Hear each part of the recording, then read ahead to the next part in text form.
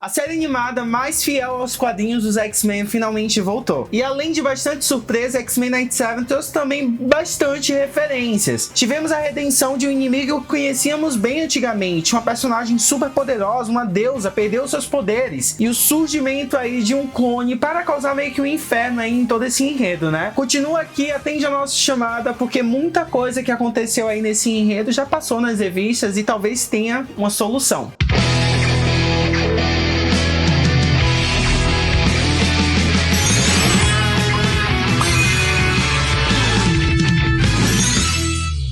Fala Geeks, aqui é o Linus e nada como um bom suco dos X-Men para reviver a Marvel, né? Principalmente nesse tempo aí caótico em que a empresa está. E não há dúvidas nenhuma de que essa é uma época terrível para filmes de heróis, principalmente pela supersaturação que houve ao longo dos anos. No entanto, velho, a Marvel ela foi muito esperta de guardar os X-Men lá pro final, porque eles sabem muito bem que esse é um dos maiores times de toda a editora e que vai ressuscitar aí a empresa nos cinemas. E X-Men 97 é apenas o começo para isso. Olha só o que eu tô falando. E logo no começo dessa primeira série animada, tivemos aí a aparição do Roberto da Costa, nosso personagem brasileiro, Mancha Solar. Pra quem não sabe, o Roberto da Costa, ele fazia parte da equipe dos Novos Mutantes, que foi lançada lá em meados dos anos 70 e 80 e que se tornou bastante famosa, chegando mesmo até ocupar o lugar dos X-Men. Mas enfim, o contexto desse personagem aí, logo no início da história, foi justamente fazer uma comparação entre ele e a Jubileu. Qual é o seu emprego? Gato e rico?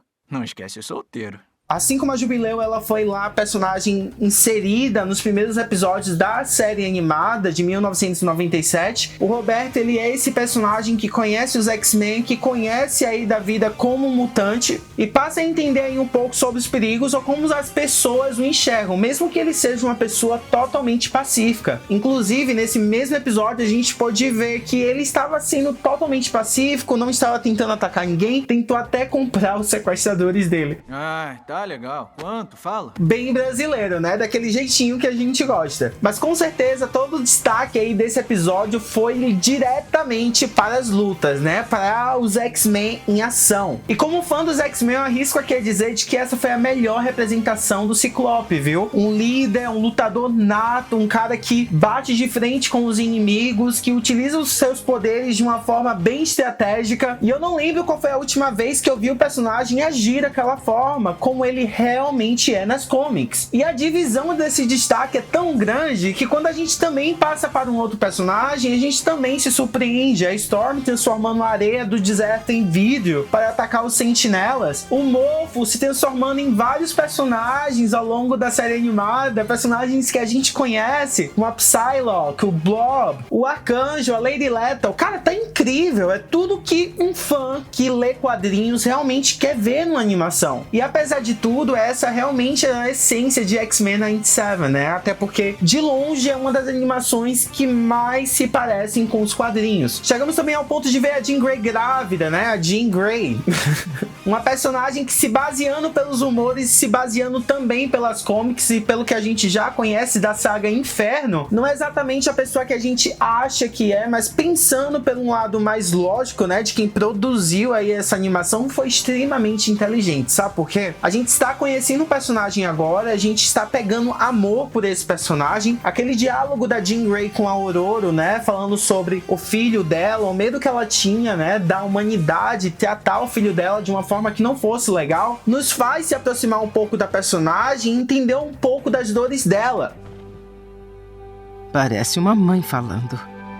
Agora pega isso e mistura juntamente ao plot de no final você saber que essa personagem não é quem a gente pensa e sim talvez uma vilã que também não vai saber que é uma vilã. Agora eu confundi um pouco. Vamos lá, vamos supor que a Jean Grey é o clone que a gente imagina que seja. A gente já conhece esse personagem, a gente sabe que esse personagem, querendo ou não, não é um personagem ruim. E se formos bem a fundo ao que aconteceu na saga Inferno, ela não tem culpa nenhuma do que tá acontecendo. Ela foi manipulada assim como todos os outros. outros. Ter essa experiência junto com a personagem pra no final a gente quebrar a cara junto com ela, nos vai fazer ter empatia. E X-Men é esse puro suco aí do enredo familiar, né? Das brigas, dos trisais que a gente já conhece. Pode chorar o quanto você quiser, Wolverine. E é dessa forma que se encerra o primeiro capítulo, com o Magneto lá no puro suco do drama, falando que tudo que era do Charles agora pertence a ele. Meus X-Men. E eu não sei vocês, mas pra quem viu no trailer, dava aquela impressão de que o Magneto ele continuava mal, né? De que ele estava pegando tudo dos X-Men. Pelo menos eu tive essa impressão até assistir o episódio e ver que o personagem ele tinha mudado um pouco. Não exatamente mudado, mas as roupas dele, toda aquela referência ao segundo episódio foi uma clara referência à revista O Julgamento de Magneto, que lançou há muito tempo atrás, não é a mais recente. Só que o que a série animada nos mostra é que foi necessária a morte do Xavier para que o Magneto tentasse entender um pouco ele, tentasse entender que talvez para conseguir a paz entre humanos e mutantes ele teria que jogar o jogo dos humanos, as leis dos humanos, até porque e qualquer super soberania que ele tentasse fazer contra os humanos, né, quebrar as leis dos humanos em prol dos mutantes, seria basicamente um grito de guerra entre as duas raças. E é muito nítido esse episódio de que o Eric ele está tentando fazer as coisas de um jeito diferente, né?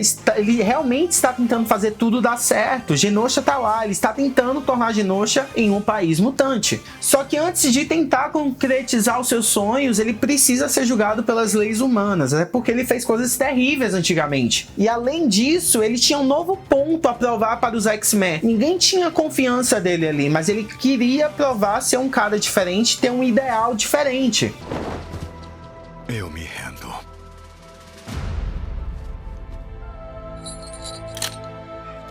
A ideia de tudo, ao contrário do que a gente imaginava, jamais foi dele pegar, herdar tudo que era do Xavier e dar conta por ali em diante, né? Na verdade, ele queria mesmo era continuar o seu sonho e o sonho do seu melhor amigo. Que muita gente esquece, né? De que eles eram amigos. E durante todo esse episódio, eu cheguei a pensar assim, sabe? Cara, será que vai ser difícil ele conquistar a confiança lá dos X-Men, fazer todo mundo acreditar que agora ele é uma nova pessoa e queria fazer tudo de uma forma correta? A Ororo se jogou na frente dele pra tomar um tiro. Ela tinha feito isso com o Xavier nas comics, né? Mas a gente nunca imaginaria que ela faria isso pelo Eric. O que no final faz sentido, principalmente vindo da Ororo, né? Até porque mutante conhece mutante e eles sabem como é viver naquele mundo. Eu não duvido que nenhum deles lá que vivem na mansão nunca chegou a se perguntar se talvez o Magneto estivesse certo. O que também foi uma pauta pra esse segundo episódio, porque o Magneto ele fala, o Charles ele já errou também. Todos nós já erramos. Mas a intenção de todos aqui é sobreviver, é estarem juntos, é terem uma vida normal. E infelizmente a Ororo ela é atingida por esse tiro e perde os seus poderes. Com certeza ela vai voltar a ter os poderes logo logo. Eu acho que a lição desse episódio foi justamente mostrar que agora sim os X-Men eles confiam no Magneto. Mas nas comics, pra quem não sabe, a Ororo ela acaba recuperando os poderes porque o Forge ele cria uma máquina que ajuda ela a recuperar os seus poderes, o que provavelmente aconteça aí mais pro futuro, até porque o Forge ele já apareceu aí nessa animação antes. Mas enfim, já pulando aqui pro finalzão do episódio, a gente teve uma Jean Grey batendo na porta e pedindo socorro às pessoas, o que fez muita gente imaginar aquilo que vocês já imaginavam e aquilo que a gente talvez já saiba, porque pra quem é fã de X-Men, já entendeu o contexto daquilo ali tudo. A Jean Grey, ela teve o filho, né, o Nathan, aspas, com a ajuda do Wolverine, e no final todo mundo viu a cara dela quando ela viu lá a outra Jean Grey aparecendo na porta e pedindo por ajuda. E a sinopse do episódio 3 nos fala sobre uma visita inesperada que vai chegar lá na mansão e que vai abalar o relacionamento do Ciclope e da Jean Grey. Também aí temos um pouco da prévia aí de um cientista louco que supostamente, e o cientista louco, um dos únicos e mais famosos aí do núcleo de X-Men, todo mundo tá cansado de saber que é um senhor sinistro, né? O Mr. Sinister. E cara, superou totalmente as minhas expectativas, expectativas, né? Trouxe nostalgia, trouxe coisa nova, principalmente trouxe personagens novos no brasileiro. Quem imaginaria que o Roberto da Costa iria aparecer no primeiro episódio? Mas enfim, comenta aqui, fala se vocês gostaram desse episódio, fala aí o que vocês esperam para os próximos episódios, como vocês acham que a Ororo ela vai recuperar os poderes. Esse é um questionamento super válido, viu? Muito obrigado por terem me acompanhado até aqui, ó. Não se esquece de curtir aqui o nosso vídeo, porque vai ajudar muito a gente, tá? Valeu, falou, até a próxima semana, viu? Novo episódio.